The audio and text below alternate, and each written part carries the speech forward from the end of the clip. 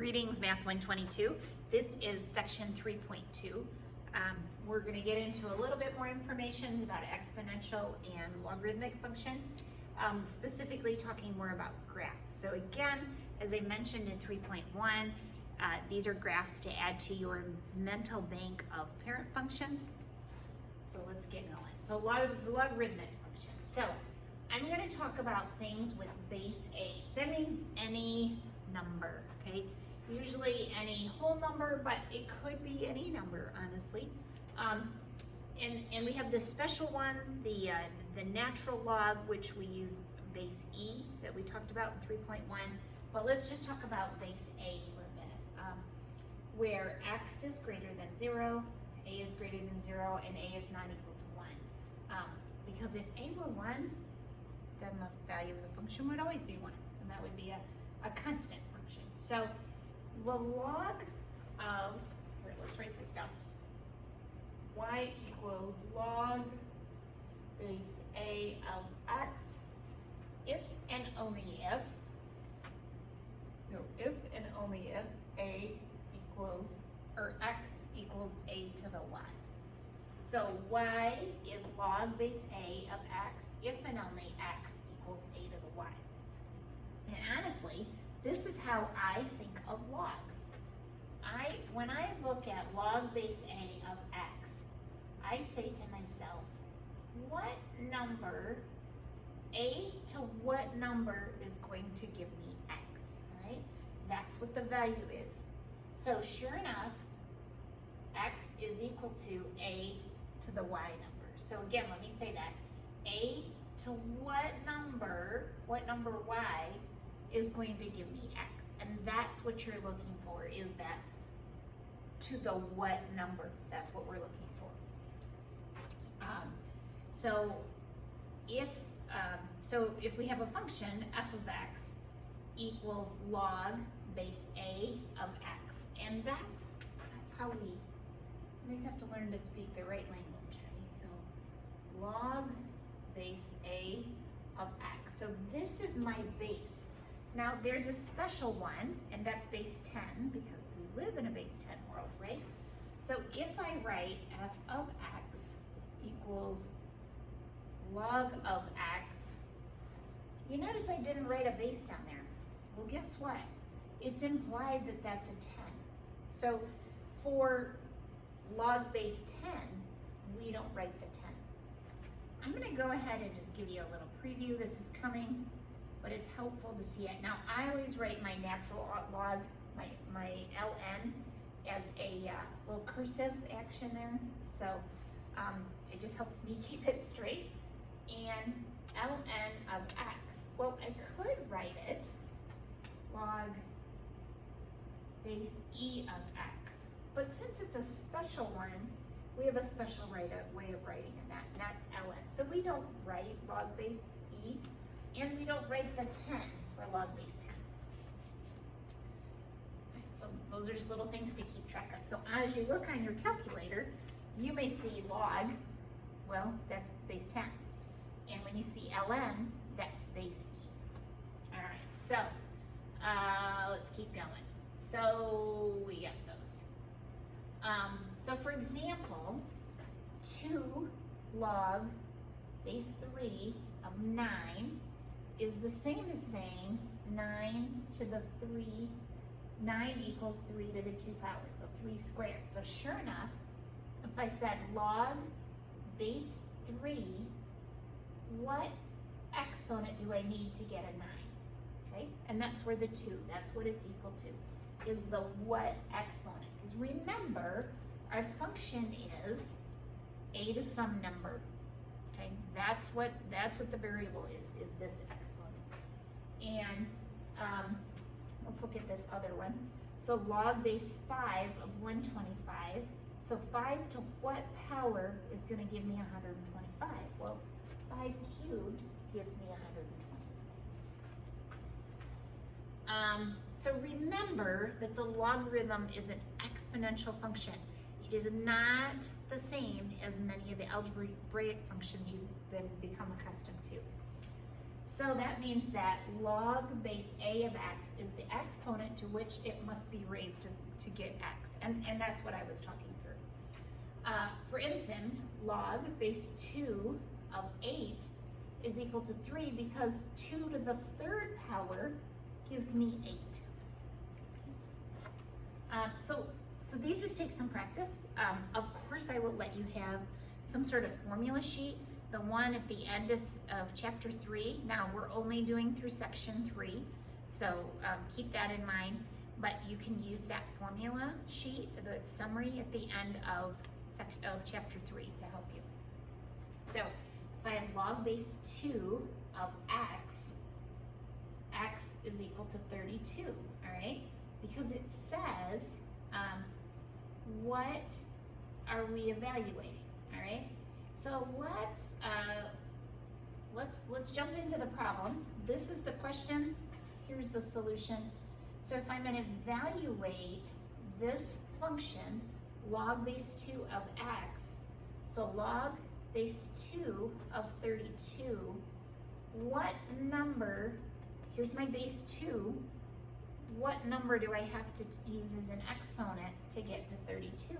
Well, it's gonna be 5, because 2 times 2 times 2 times 2 times 2 gives me 32. So again, think of it as 2 to what power gives me 32? Well, it's 5. That's the exponent. Again, because 2 to the 5th power is equal to 32. All right, then the question B says log base 3 of x, and we're gonna let x equals 1. So 3 to the what power equals 1? So we've got to remember that anything to the 0 power is equal to 1. So 3 to the 0 power is equal to 1.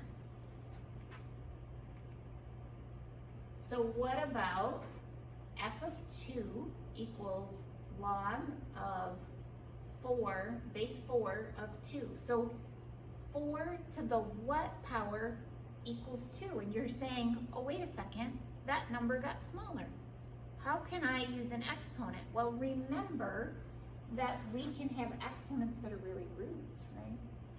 So 4 to the 1/2 power is the same as saying the square root of 4, that's equal to 2, right? So kind of got to dust off your all your exponent practice that you've done over the years. So if I'm going to evaluate the log base 10 of 1 over 100, again, wow, what 10 to the what power gives me 1 over 100? Well, I know that 10 to the negative 2 power is the same as 1 over 10 squared, so that's the answer. So this answer is negative 2. Again, think in your mind, 10 is my base. 10 to what power is going to give me 1 over 100? So you could even write it, clear some board space here. I actually strongly encourage you to write these out always. 10 to the what power?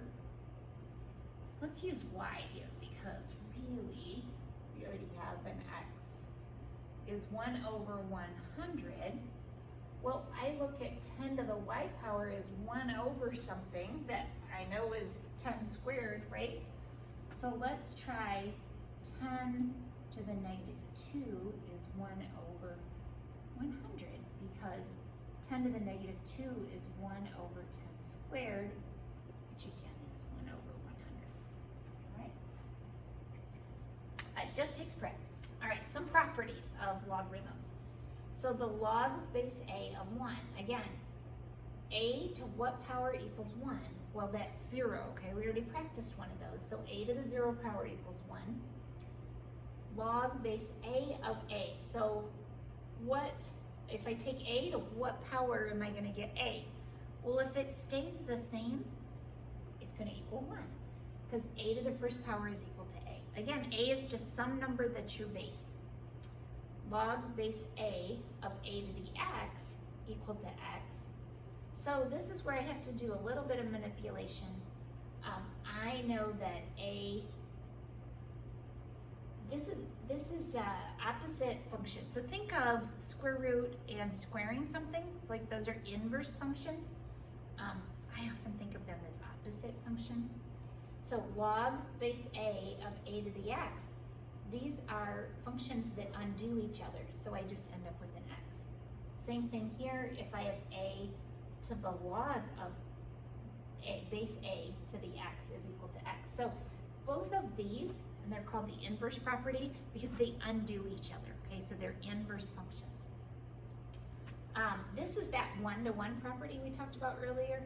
If log base A of x is equal to log base A of y, then x and y have to be equal, right? If these two sides, except for one piece, are equal, then x and y must be equal. All right, graphs. And the cool thing is you've got your parent function squirreled away. It was on that summary at the end of the chapter, so you've got that available to you, so let's take a look at this. So to sketch the graph of y equals log base A of x, we want to use that functionality. All right, let's jump in. So first of all, it might be helpful to make yourself a little table. If f of x equals 2 to the x, so there's my exponential function, and I'm going to just pick some values. I just picked some values for x, and I'm going to plot them. That's this line right here.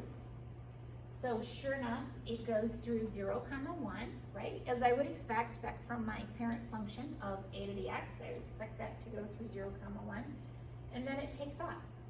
Now, the interesting thing is, if I looked at this function, f of x equals 2 to the x, and the function, I'm going to write it over here because that blue is kind of hard to see. I am on slide 14 if you're following along. So if f of x equals 2 to the x, and g of x, let me make a better g here, and g of x equals log base 2 of x, those are inverse functions, right? It's like saying take the square root and square it. Those are inverse functions. And I know it has an inverse function because this graph of 2 to the x would pass the horizontal line test, right? So again, dust off some of that information. That might even been from chapter 1, where we talked about how inverse functions worked. In this case, because they're inverse functions, it reflects across this line that's at a 45-degree angle. It's the line y equals x, right? So if I go over 2, up 2, over 4, up 4, this line, this red dotted line, is what I'm symmetric about, where I reflect across that line y equals x. So the function f of x equals 2x, and this function g of x equals log base 2 of x, those are inverse functions, and they reflect across this line y equals x, right? Really kind of a beautiful thing.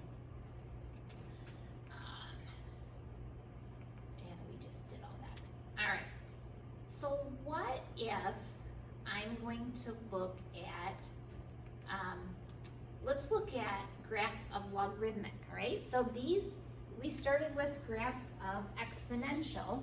Remember, logarithmic is an inverse function of exponential. So let me clear some word space here so I'll be able to write. So if I looked at a graph of log base A of x, and again, we'll make sure that A is greater than 1 because 1 to the anything power is just going to be 1. It has 1 x-intercept and 1 vertical asymptote. And anywhere that x is greater than 1, it keeps getting bigger and bigger. All right, so here's another one of those parent graphs that you want to squirrel away in your memory. So the parent graph of y equals log base A of x, it goes through the point 1, 0. Remember, the exponential went through 0, 1. Oh, that makes sense. it reflects across x comma y. So it makes sense that this one goes through a different point. It's increasing, it's continuous. The domain is 0, infinity. The range is from negative infinity to positive infinity. So those are just flipped, right? Because remember that a to the x and log of a to the x are inverses of each other, right? Inverse, I-N-V-E-R, inverse functions. Okay? So I would expect that the domain and range would flip, right? I would expect them to flip on you. I would expect it to have a little bit different x-intercept, or it has an x-intercept instead of a y-intercept, and because it's increasing, because this is a positive function, and it's a one-to-one. All right. It also has the y-axis as the vertical asymptote, whereas a to the x had the x-axis has the horizontal asymptote. Okay, most of this we've already talked about. This was our a to the x. So natural log, all right? So the cool thing is natural log is just a special base, all right? So if we just write log, that's base 10, but natural log is that little e, which is 2.7 something, something, something. I can never remember that number. I wrote it down, yep, 2.7182, so on and so forth.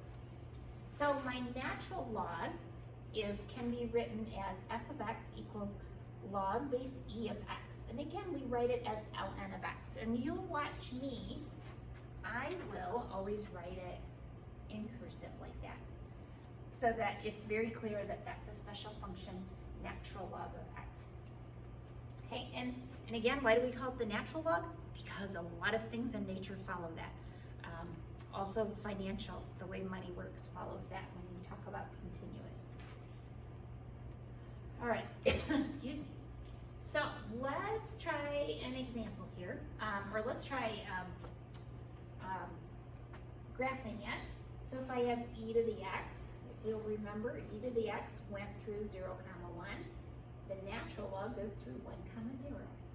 And again, my domain and range just flip. So e to the x, my domain is negative and positive infinity. My range goes from 0, not including 0, to infinity. In my natural log, my domain starts with the y-axis, so it doesn't include 0, and goes on to infinity. My range is negative and positive infinity. All right? So just think about how the rhythm of those functions and how those work. So a little bit of calculator exercise here. So if I do f of 2 equals the natural log of 2, you should have a button on your calculator that says ln, 2, enter. What if I want to use some sort of decimal? So natural log 0.3, enter. F of 1, negative 1. So natural log of negative 1, ln, remember negative sign, not minus sign, but negative sign of 1, hit enter. Oh, you'll notice that it's an error. Why is that true? Let's go back and look at our graph. The natural log doesn't exist when x equals 0, does it? That was not in our domain. So the natural log function my domain starts with just past 0, does not include 0. Let's go back. Let's do that last one. So if I want to evaluate the natural log of 1 plus the square root of 2, I need to put this whole thing in parentheses. Okay, so natural log, parentheses 1 plus square root of 2, close the parentheses, push enter. All right. Some properties, they look just like the logarithm properties. Very, very similar. ln of 1 equals 0 because e to the 0 equals 1. Again, remember, this is as if the natural log is the same as log base e. The natural log of e equals 1 because e to the 1 equals e. The natural log of e to the x equals x and e to the natural log of equals x. That's the inverse property, okay? Again, just like squaring something and taking the square root are opposites and they undo each other. That's what taking a natural log and taking an exponent of something, they undo each other. 1 to 1, if the natural log of x equals the natural log of y, then x equals y. Okay, so those are properties. So let's do a real life example of how this might be applied. So students participating in a psychology experiment attended several lectures on a subject and took an exam. Every month for a year after the exam, the students took some sort of retest to see how much of the material they remembered. The average score for the group are given by the human memory model. Okay, so this is a known model, 75 minus 6 natural log of t plus 1. And it's somewhere between 0 and 0 and 12 because t is how many months. So if we wanted to know the original score, we would substitute 0 in for x, and I find that it's 75 minus 6 natural log of 1. Again, I could put in my calculator, 75 minus 6 times ln, so that natural log button, 1, and then push enter. Dun, dun, dun.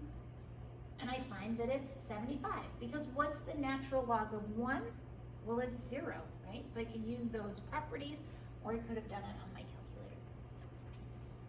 After 2 months, so f of 2, so we put an x in here. So the natural log of 3, so 75 minus 6 times ln of 3, natural log of 3 gives us this number. Don't round in the middle of the problem, right? This is a PowerPoint. They round in the middle of problems. Don't do it in real life, please. 68.41 would be the answer. So we could do it after 6 months. Okay, again, this is a calculator exercise. All right, you guys are doing a great job. Keep up the good work.